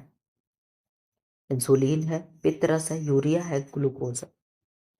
छोटी आंत में वसा को पाचन के लिए कौन सा, तो आप बहुत अच्छे से जानते हो कि जब तक बाइल जूस नहीं आता है, क्या, जब तक बाइल जूस नहीं आता है तब तक फैट क्या होता है, ब्रेक डाउन नहीं होता है। ये चीज़ें आप पकड़ करके रखना। जब बाइल जूस आएगा, बाइल जूस के हेल्प से ही क्या होता है, फैट का ऑब्जॉर्प्शन शुरू होता है या फैट को ब्रेक डाउन करना शुरू करता है। जब ये आता है तब कौन, बाइल जूस। ठीक, बाइल जूस निकलता कहाँ से है, तो लीवर से। स्टोर कहाँ होता है, तो गॉल ब्लैडर में। ये चीज़ें छोटे छोटे प्रश्न है लेकिन हमेशा आते रहते हैं। क्वेश्चन नंबर 10 का आंसर करें। छोटी आंत किस तंत्र का हिस्सा है। The small intestine is part of which system. आप लोगों को मैं बाइलिंगुअल लेकर के आती हूँ ताकि इंग्लिश हिंदी दोनों से देख सके। कुछ बच्चे होते जो इंग्लिश से आंसर करने में उन्हें सुविधा होती है, इसलिए मैंने कहा चलो ठीक है। अब जब तक तो मैं इधर उधर से क्वेश्चन ला रही थी तो मैं नहीं, लेकिन जब भाई कहीं से मिल जा रहा है तो हमने कहा चलो ये भी चीज़ें जानते हो ना, ये मनुष्य लालची होता है। अब ये क्वेश्चन मिलने लगा, अब ये सोचते कुछ और भी क्वेश्चन मिलता, तो ये चीज़ है, स्वाभाविक है। आप आंसर करें। तंत्रिका तंत्र, श्वसन तंत्र, पाचन तंत्र, परिसंचरण तंत्र, nervous system, respiratory system, digestive system, circulatory system. तो आप बहुत अच्छे से जानते हो कि मैम छोटी आंत जो है डाइजेस्टिव सिस्टम यानी पाचन तंत्र का भाग होता है। Very very nice answer. Question number 11, नहीं 1, अब यहाँ से 1 क्यों कहोगे मैम, अब यहाँ से लार्ज इंटेस्टाइन से क्वेश्चन शुरू है इसलिए नंबर 1 हो गया है। ठीक है, मैं आपको बताऊंगी लास्ट में कितने क्वेश्चन है, ये तो मैं बताऊंगी। ठीक है, आप लोगों के जानते हो कितने क्वेश्चन है, आप लोगों की 61 क्वेश्चन है, भले ही 1 2 करके दिया है। ठीक है, फटाफट आंसर करो आप लोग, एकदम दनादन आंसर करते चले जाओ। आप लोग हो गए, आंसर कर दो। बड़ी आंत का मुख्य कार्य क्या है, भोजन पचाना है, फूड डाइजेशन है, पानी का अवशोषण है, कंजप्शन ऑफ वाटर है, एंजाइम बनाना है, एंजाइम प्रोडक्शन है, हार्मोन स्राव है यानी हार्मोन सेक्रेशन है। फर्स्ट का आप आंसर करें क्या होगा, आपने आंसर कर दिया मैम बी, पानी का अवशोषण हो जाएगा। क्या होगा, मैं हमेशा से कहती हूँ बड़ी आंत में कोई भी पाचन नहीं होता है। अगर स्टेटमेंट बने कि बड़ी आंत में प्रोटीन का पाचन होता है तो आप काट दोगे। बड़ी आंत में किसी चीज का भी पाचन नहीं होता है। जो भी पाचन होना होता है बक्कल कैविटी से लेकर के ईसोफेगस, और ईसोफेगस से लेकर के आमाशय तक में ही क्या होता है, डाइजेशन हो जाता है। ठीक है, यहाँ आमाशय से लेकर के छोटी आंत यानी स्मॉल इंटेस्टाइन में ही हो जाता है। यहाँ से लेकर के यहाँ तक डाइजेशन की प्रोसेस कंप्लीट हो जाता है। लार्ज इंटेस्टाइन में क्या होता है, तो लार्ज इंटेस्टाइन में आपका क्या होता है, केवल पानी का अवशोषण होता है। उसके बाद वहाँ से जो भी वेस्टेज पदार्थ बनते हैं स्टूल के रूप में क्या होते हैं, आपके रेक्टम या मलाशय से क्या होते हैं, बाहर निकाल दिए जाते हैं। ठीक है, तो ये चीज़ें आपको हमेशा याद रखना है, कॉन्सेप्ट आपको हमेशा क्लियर रहेगा। आपका आंसर यूं ही सही हो जाएगा, रटने की कोई मतलब नहीं है। आप एक बार पाचन तंत्र को अच्छे से पढ़ लो। अगर आप मेरे पास पहले समय रहा होता, मैं आप लोगों को जैसे बैच पढ़ाते हैं ऐसे मैं फ्री में पढ़ाई होती, एक एक चीज़ में पूरा थ्योरी सहित कराई होती तो चीज़ें आपको समझ में आई होती। लेकिन फिर भी ऐसे मैंने इतना क्वेश्चन करा दिया है कि आप लोग गलत तो नहीं करोगे, परीक्षा तो क्वालिफाई आपसे होगा। ठीक है, जितने लोग पढ़ रहे हो मन लगा करके पढ़ रहे हो, मैं ये देखती हूँ। आप लोगों का सबका देखना है, LT में, TGT में, जहाँ कहीं भी आप लोग तैयारी कर रहे हो सबका देखना एक सीट जरूर आप लोगों को मिलेगा। बस इसी तरीके से मेहनत से आप लोग लगे रहो। भाई कोई किसी दूसरे ग्रह से नहीं आ रहा है, सब लोग यहीं से जा रहे हैं, तैयारी करके जा रहा, आप अपने ऊपर भरोसा रखो, ठीक है। आई कैन डू इट, बस ये चीज़ें आपके अंदर आत्मविश्वास होना चाहिए कि मैं कर सकती हूँ, ठीक है। भले ही एक सीट पे 200-250 लोग हैं, हम उनमें से एक हैं, अपने आप को ये समझो, ठीक है। बीच बीच में अपने आप को मोटिवेट भी कर लिया करो, केवल पढ़ने से नहीं होता है, ठीक है। सेकंड का आंसर करें, बड़ी आंत का पहला भाग क्या होता है। जैसे छोटी आंत के 3 भाग हो रहे थे, ऐसे ही बड़ी आंत के भी 3 भाग होते हैं। आप आंसर करें, इलियम होगा, सीकम होगा, रेक्टम होगा, एनस होगा। आप जानते हो इलियम तो छोटी आंत का भाग है, मैम डी से आई तो छोटी के घर आ रहे थे, तो बड़ी के घर कौन आएगा। आपने कहा मैम बड़ी के घर सीकम, रेक्टम एंड एनस आते हैं, ठीक है। तो इस तरीके से आप याद कर लोगे। आपने कहा मैम कौन सा पहला भाग होगा, पहले ये तो बता दो। तो पहला भाग हो जाएगा आपका, क्या होगा पहला भाग, बता दें आपको कि पहला भाग क्या हो जाएगा। आपने कहा यस मैम हमें बता दो, पहला भाग क्या हो जाएगा। तो रेक्टम हो जाएगा, क्या होगा, रेक्टम हो जाएगा। सॉरी सॉरी सॉरी, मेरा दिमाग खराब है, क्या हो जाएगा, सीकम हो जाएगा, क्या होगा, सीकम हो जाएगा। दूसरे का क्या होगा, आपने कहा मैम दूसरे का हो जाएगा सीकम, ठीक है, क्या होगा, दूसरे का सीकम हो जाएगा। Very good, very nice answer. कभी कभी मैं भी ना इधर उधर दिमाग चला जाता है। क्वेश्चन नंबर 3 का आंसर कर दें, बड़ी आंत में कौन सी सूक्ष्म जीव क्रिया होती है। कौन सी सूक्ष्म जीव क्रिया होती है, यानी सबसे छोटी क्रिया कौन सी होगी। प्रोटीन संश्लेषण का होगा, विटामिन के उत्पादन, रक्त निर्माण, ऑक्सीजन अवशोषण। तो आप जानते हो कि इन सब का किसी का भी पाचन नहीं वहां पे होगा, क्या होगा। तो आपने कहा मैम रक्त का निर्माण, तो आंसर दे रहा है। क्या ये सही है क्या, बड़ी आंत में कौन सी सूक्ष्म जीव क्रिया होती है, मतलब बहुत कम मात्रा में क्या होगा, तो ब्लड का निर्माण होगा, यानी रक्त का निर्माण हो जाएगा, ठीक है। क्या होगा, ब्लड, विटामिन के का निर्माण होगा। कैसे जी, मैं बार बार उल्टा सीधा क्यों आंसर बता दे रही हूँ। क्या है, तीसरा है ना। ओहो, एक सेकंड आप दीजिएगा, ये क्या हो जाए, सेट अपडेट करने के लिए कह रहा। अब बताइए, मैं लगूँ इसी में अपडेट करने। क्या होगा, आपने कहा मैं विटामिन के का क्या होगा, प्रोडक्शन होगा, ठीक है। यानी इसमें छोटी सी मात्रा में क्या होगा, विटामिन के वाला हो जाएगा, ठीक है। 4 का आंसर करें, क्वेश्चन नंबर 4 का आंसर करें। 10 यही सही है क्या, क्वेश्चन नंबर 4 का आंसर करें, क्या होगा। बड़ी आंत का अंतिम भाग कौन सा है, रेक्टम है, कोलम है, सीकम है, इलियम है। तो इलियम तो होने से रहा, रेक्टम पहला ही हो रहा था। अब आप बता दो कोलन होगा कि सीकम होगा। आपने कहा मैम रेक्टम, बड़ी आंत का अंतिम भाग क्या होगा। एक बार मैं देखूंगी, क्या होगा, रेक्टम ही होगा, क्या होगा, रेक्टम होगा, ठीक है। ऊपर क्या था, अच्छा चलो दूसरा प्रश्न हो गया, क्या है, बड़ी आंत का क्या है, तो रेक्टम है। क्वेश्चन नंबर 5 का आंसर करें, बड़ी आंत का सबसे लंबा हिस्सा कौन सा होगा। बड़ी आंत का सबसे लंबा हिस्सा कौन सा होगा, ट्रांसवर्स कोलम होगा, रेक्टम होगा, सिग्माइड कोलम होगा, टार्सल होगा। आपको मैम ये क्या मतलब हुआ, मैं बता रही हूँ। इस तरीके से आपका कहोगे मैम ऐसा होता है, ऐसा ही मान लेना, ठीक है। इस तरीके से आपका क्या हो गया, बड़ी आंत हो गया, ठीक है। इस तरीके से कुछ होता है, यहाँ पे नीचे, यहाँ पे ऐसे कुछ हो जाता है, ठीक है। यही क्या हो गया, इस तरीके से जाता है, इसे किसी और नाम से जानते हैं। इस तरीके से जाता है, इसे किसी और नाम से जानते हैं, ठीक है। और जो ये चीजें आ रहा है, इसे किसी और नाम से जानते हैं, ठीक है। यही क्या हो गया, ट्रांसवर्स कोलम हो गया, सिग्माइड कोलम हो गया, कुछ और नहीं है। बस यही जो इस तरीके से जा रहा है, एक खड़ा गया, फिर लेट गया, फिर इधर आ गया, यही क्या होता है, इसी का नाम होता है। बाकी है सब कोलन ही, ये सब कोलन है, ये भी कोलन है, ये भी कोलन है, ये भी कोलन है। तो कुछ क्या हो गया, कुछ ट्रांसवर्स कोलन हो गया, कुछ सिग्माइड कोलन हो गया। आप समझ रहे होंगे मैं क्या कहना चाह रही हूँ, ठीक है। यही क्या है, आपकी बड़ी आंत है। आप लोग कहोगे मैम लंबाई में तो छोटी आंत लंबी होती है, लेकिन क्यों ये छोटी है, और ये जरा सा होता है, क्यों ये बड़ी आंत होता है। कोई बताएगा मुझे, रीजन क्या है, रीजन क्या है। क्यों, क्योंकि इसका जो व्यास है, इसका जो डायामीटर है, व्यास है, ये चौड़ा अधिक है। ये चौड़ाई की वजह से इसको बड़ी आंत कहते हैं, और इसकी लंबाई अधिक होने के बाद भी इसका व्यास पतला है, छोटा है, इसीलिए इसको क्या कहते हैं, छोटी आंत कहते हैं। इस अंतर को आप समझ के रखना कि छोटी आंत क्यों कह रहे हैं, बड़ी आंत क्यों कह रहे हैं। क्वेश्चन नंबर 5 का आंसर हो जाएगा, आपने कहा मैं ए हो जाएगा, यानी ट्रांसवर्स कोलन हो जाएगा। क्या होगा, ट्रांसवर्स कोलन हो जाएगा। क्वेश्चन नंबर 6 का आंसर कर दे, बड़ी आंत में मल का निर्माण किस कारण होता है। बड़ी आंत में मल का निर्माण किस कारण होता है, एंजाइम क्रिया, पानी के अवशोषण से, अम्ल स्राव से, ग्लूकोज संश्लेषण से। आप आंसर करो, फटाफट आंसर करो। देख रहे हैं ना हमारी तबीयत इतनी खराब है, लग रहा है हमको डेंगू उंगू सब होगा। आज इतनी दुष्ट होगी, मच्छर काट के एकदम मेरे पीछे ही पड़े हुए हैं। 6 का आंसर करिए। आपने आंसर कर दिया मैम बी, पानी के अवशोषण से क्या होगा, बड़ी आंत में मल का निर्माण किस कारण होता है? पानी के अवशोषण से। जितने भी पानी होते हैं सबको क्या कर लिया जाता है? एब्जॉर्ब कर लेता है। कौन? बड़ी आंत। ठीक है। Question number 7। अच्छा उल्टा में जा रहे हो क्या? क्यों? ये क्वेश्चन हो गया ना बड़ी? अच्छा नहीं, यहीं से ठीक। क्वेश्चन नंबर 7 क्या होगा? बट जब मैं इतना ऐसे पूछती हूँ जैसे लगता है ना आप लोग मेरे सामने ही बैठे हो। बड़ी आंत का कौन सा भाग ऐसा आकार का होता है? ऐसा आकार का क्या होगा? बड़ी आंत का कौन सा भाग ऐसा आकार का होगा? से एसेंडिंग कोलम, ट्रांसवर्ट कोलम, सिग्माइड कोलम और रेक्टम। आप बहुत अच्छे से, मैंने कहा ना इसी तरीके से, बस ये जो तीनों संरचना हो गए इस तरीके से, यही क्या हो गया? यही सिगमंड हो गया, यही चीजें हो गई। क्या हो गई? यही आपका आंसर हो जाता है। ठीक है, कुछ होता नहीं है। आप आंसर करते क्या होगा? Question number 7। क्वेश्चन नंबर 7 का आपने आंसर कर दिया कि मैम हो जाएगा आपका सी, सिग्माइड कोलन हो जाएगा। क्या होगा? सिग्माइड कोलन होगा। ठीक है। क्वेश्चन नंबर 8 का आंसर कर दे।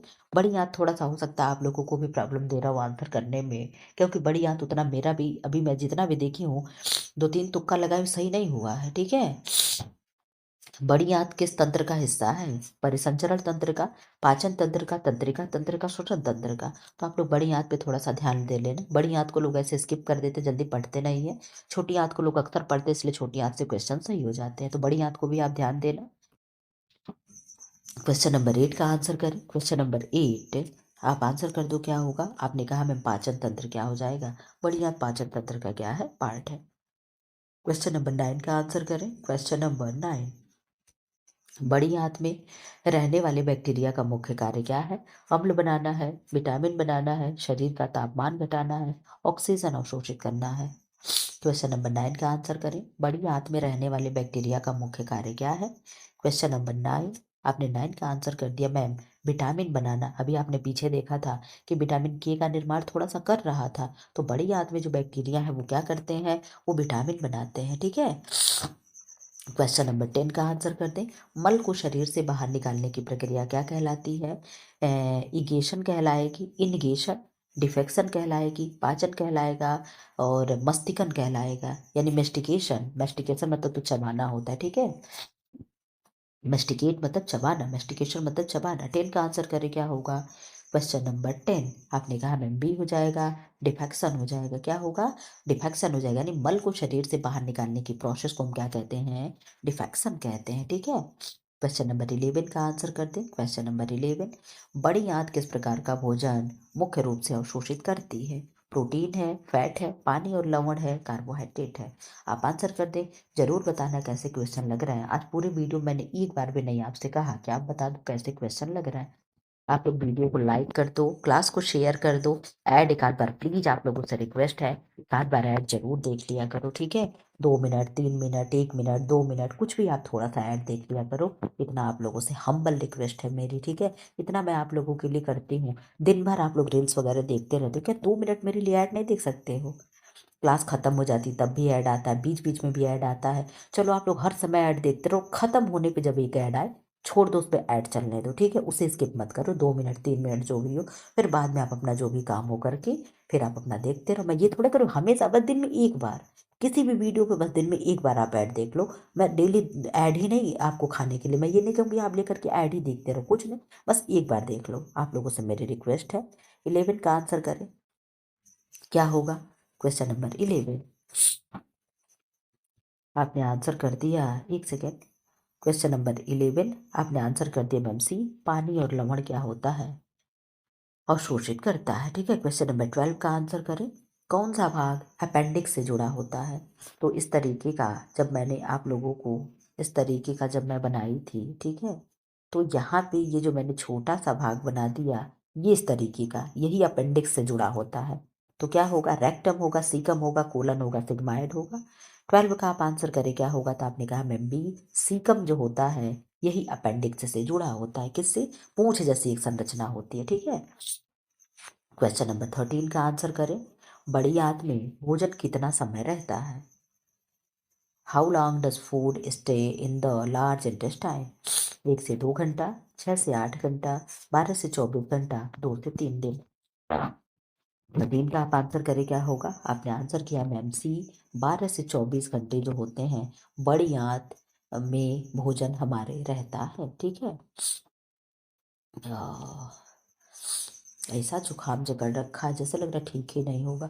बड़ी आंत के अंदर कौन सी परत होती है? म्यूकोसा है, मायोकार्डियम है, प्लूरा है और पेरिटोनियम है। मैं सोचती हूँ मुझे फीवर हो जाए लेकिन कोल्ड ना, लेकिन अपने हाथ में कुछ नहीं होता है। 14 का आंसर कर दे। आपने आंसर कर दिया मैम, 14 का हो जाएगा ए, म्यूकोसा हो जाएगा। क्या होगा? बड़ी आंत के अंदर की हमारी परत क्या होती है? म्यूकोसा होता है। ठीक है, क्या होगा? म्यूकोसा होगा। क्वेश्चन नंबर 15 का आंसर कर दे।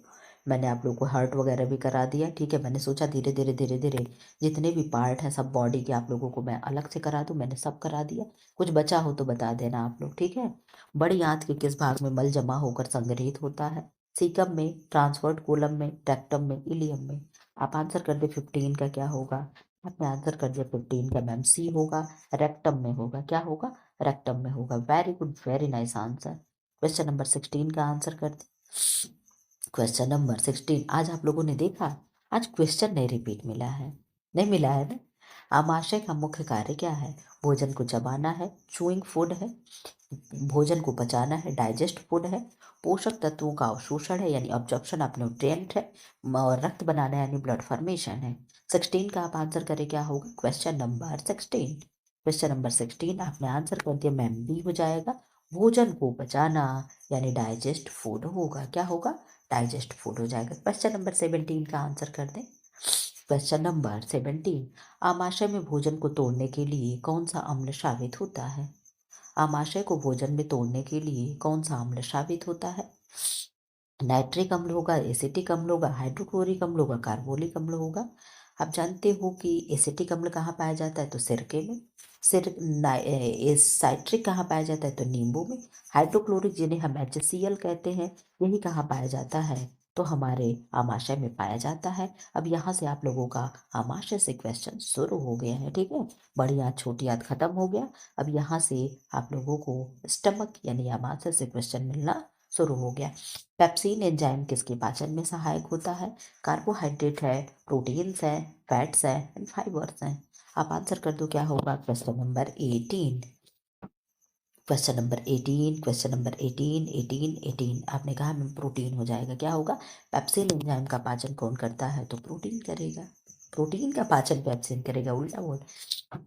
आमाशय की अंदरूनी परत किससे बनी होती है? न्यूरॉन से, म्यूकस झिल्ली से, म्यूकस मेम्ब्रेन से, मांसपेशी यानी मसल से, अस्थि ऊतक यानी बोन टिश्यू से। आप आंसर कर दे, क्या होगा? आपने कहा मैम एक ही आंसर परफेक्ट दिख रहा है, म्यूकस झिल्ली यानी म्यूकस मेम्ब्रेन जो होगा इसका आंसर हो जाएगा। Very good and very nice answer. ठीक है। क्वेश्चन नंबर 20, आमाशय में भोजन कितने घंटे तक या कितने समय तक रहता है? 15 से 13 मिनट, 1 आवर से 2 आवर, 3 आवर से 4 आवर, 6 आवर से 5 आवर। 20 का आप आंसर करें, क्या होगा? सबसे ज़्यादा फूड देर तक यही रहता है क्या? जरा सा आप बता देना। आपने कहा मैम 3 से 4 घंटे जो हमारा भोजन है आमाशय में रहता है। क्या है? आमाशय में रहता है। तो क्या मैम 3 से 4 घंटे भोजन रहता है तो क्या सड़ता नहीं है? वो HCl जो है वही सड़ने नहीं देता है। आमाशय किस तंत्र का हिस्सा है? तंत्रिका तंत्र, श्वसन तंत्र, पाचन तंत्र, परिसंचरण तंत्र। आपने कहा ma'am nervous system, respiratory system, digestive system and circulatory system. तो आपने क्या आंसर कर दिया? आपने कहा मैम 21 का आंसर हो जाएगा पाचन तंत्र यानी डाइजेस्टिव सिस्टम हो जाएगा। ठीक है, क्या होगा? डाइजेस्टिव सिस्टम हो जाएगा। ठीक है। 22 का आंसर करते। क्वेश्चन नंबर 22, आमाशय के किस भाग में HCl बनता है? कार्डियक भाग में, फंडिक भाग में, पाइलोरिक भाग में, ड्यूडेनम में। आप आंसर कर दें। आमाशय की किस भाग में HCl बनता है? ये आमाशय के सारे भाग हैं। ठीक है, आप आंसर कर दे, क्या होगा? 22 का। क्वेश्चन नंबर 22 आपने आंसर कर दिया मैं, बी, फंडिक भाग हो जाएगा। क्या होगा? फंडिक भाग हो जाएगा। क्वेश्चन नंबर 23 का आंसर कर दो आप लोग, क्या होगा? टाइम तो बच रहा, मैं देख लूँ, 11:07 हो गया। फटाफट आप लोग कर दो प्लीज। आमाशय किस प्रकार की मांसपेशी से बना होता है? कंकाली मांसपेशी, हृदय मांसपेशी, चिकनी मांसपेशी, तंत्रिका ऊतक। 23 का आप आंसर कर दें। 23, 23, 23 आपने आंसर कर दिया मैम, सी, चिकनी मांसपेशी। क्या होगा? चिकनी मांसपेशी। और 2-4 मिनट आप लोग का क्लास चलेगा। इसके बाद आप लोगों के सारे क्वेश्चन क्या हो जाएंगे, कंप्लीट हो जाएंगे। ठीक है, क्वेश्चन नंबर 24 का आंसर करें। भोजन प्लस जठर रस मिलकर क्या बनाते हैं? बोलस बनाएंगे, काइम बनाएंगे, कोलेस्ट्रॉल बनाएंगे, ग्लूकोज बनाएंगे। आप लोग जानते हो 3 शब्द मैं पूछती हूँ, काइल क्या है, काइम क्या है, बोलस क्या है? जरा सा मैं बताना चाहूंगी, बोलस क्या है, काइम क्या है एंड काइल क्या है। काइल क्या है, कोई बताएगा? अगर आ रहा हो तो बताओ। हम खाना मुख में रख कर के हम बोलते हैं, तो जब मुख में हमारे खाना आया, हमने उसे 2-4 बार इधर उधर पूछ लिया, ठीक है, चबा लिया, वही क्या हो गया, बोलस हो गया। क्या हो गया, बोलस हो गया। बोलस से जब खाना हमारे कहाँ आया, इस तरीके से आमाशय में आया। कहाँ आया, आमाशय में, तब क्या हो गया, कायम हो गया। और यही भोजन जब छोटी आंत में आ गया, तब क्या हो गया, काइल हो गया। ये 3 शब्द है, तीनों को आपको समझ में आना चाहिए। जिस तरीके से मैंने याद किया है कि खाना मुख में रख के हम बोल रहे हैं तो बोलस हो गया, आमाशय में आया तो हमारे कायम हो गया, और लास्ट में आया तो हमारे काइल हो गया। तो इस तरीके से आप भी कुछ भी करके याद कर लो, लेकिन याद होना चाहिए बोलस क्या है, कायम क्या है, काइल क्या है। इनसे प्रश्न बनते ही बनते हैं। अगर आप कभी भी PYQ लगाए होंगे तो देखे होंगे। ठीक है, 24 का आप आंसर करें, क्या होगा, क्वेश्चन नंबर 24। आपने कहा मैम काइम आंसर हो जाएगा। क्या होगा, भोजन प्लस जठर रस मिल करके क्या बनाते हैं, तो काइम बनाते हैं। ठीक है, 25 का आंसर करो। आमाशय का अंतिम भाग क्या कहलाता है मैम? फंडस होगा, कार्डिया होगा, पाइलोरस होगा, एनस होगा। 25 का आप आंसर कर दे तो आपने 25 का आंसर कर दिया है कि मैम सी हो जाएगा, यानी पाइलोरस हो जाएगा। क्या होगा, पाइलोरस होगा। और 5-7 क्वेश्चन आप लोगों के बचे हुए, फटाफट फटाफट आंसर कर दो। मानव रीढ़ में कुल कितने वर्टिब्रा होते हैं? 26 है, 30 है, 33 है, 28 है। आप कहोगे मैम 26 भी है, 33 भी है, तो हम किसको करेंगे? हम किसको आंसर करेंगे? 26 भी सही है, 33 भी सही है, तो मैम हम किसका करेंगे? बच्चा तो पूछा नहीं, तो आपको जाहिर सी बात है वयस्क का आंसर देना है। तो वयस्क के आंसर में क्या होगा, आपने कहा मैम 33 होगा। क्या होगा, 33 होगा। ठीक है, बच्चों में क्या होता है, 26 होता है क्या? आप आंसर कर देना, तो क्या होता है, 26 का आंसर कर दे। आपने कहा मैम सी, 33 हो जाएगा। ठीक है, रीढ़ का सबसे ऊपरी वाला क्षेत्र कौन सा होता है? थोरैसिक होगा, लंबर होगा, सैक्रल होगा एंड सर्वाइकल होगा। इस तरीके से मैंने जो संरचना बनाई थी, ये वाली जो संरचना है ये गर्दन की है, और यहीं पे साथ होता है, यही सबसे ऊपर होता है, यहाँ सिर से शुरू होता है। ठीक है, सिर के नीचे से, यहाँ से गर्दन से, इसी को सर्वाइकल कहते हैं। यही आपका आंसर हो जाएगा, गर्दन में साथ होता है। ठीक है, तो यही आपका सी वाला आंसर हो। Sorry sorry sorry sorry, cervical देख तो मैं क्या पढ़ रही थी, इसको मैं पढ़ तो रही हूँ सही, लेकिन आंसर लगा रही हूँ सेक्रल पे। ठीक है, क्या होगा, सर्वाइकल हो जाएगा। आंसर आपका डी हो जाएगा। ठीक है, क्वेश्चन नंबर 28 का आंसर कर दे। सर्वाइकल वर्टिब्रा की संख्या कितनी होती, तो मैंने बता दिया 7 होती है। 100 से 7, 100 से सर्वाइकल, इस तरीके से याद कर लेना। 100 से 7, 100 से सर्वाइकल। ऐसे भी हिंदी में भी रीढ़ की प्राकृतिक वक्रता किसे कहते हैं? कर्व, इस तरीके से जो घुमा है, गलत मैंने बना दिया, इस तरीके का ये जो घुमा है, इसे क्या कहेंगे? इसे लार्डोसिस कहेंगे, काइफोसिस कहेंगे। काइफोसिस मतलब कुबड़ होता है। ठीक है, स्पाइनल स्पाइनल क्यूरेटर कहेंगे, या स्कोलेसोसिस कहेंगे। 29 का आंसर करें। आज तो मच्छरों को मन तो कर रहा है ना, रैकेट ला के भून दे, लेकिन रैकेट मम्मी के रूम में अब कौन जाए रात को लेने। 29 का आप आंसर करें, क्या होगा? कल से मैं लेकर यहीं बैठूंगी, जैसे मच्छर आएंगे टिप से मार दूंगी। 29 का आंसर करें।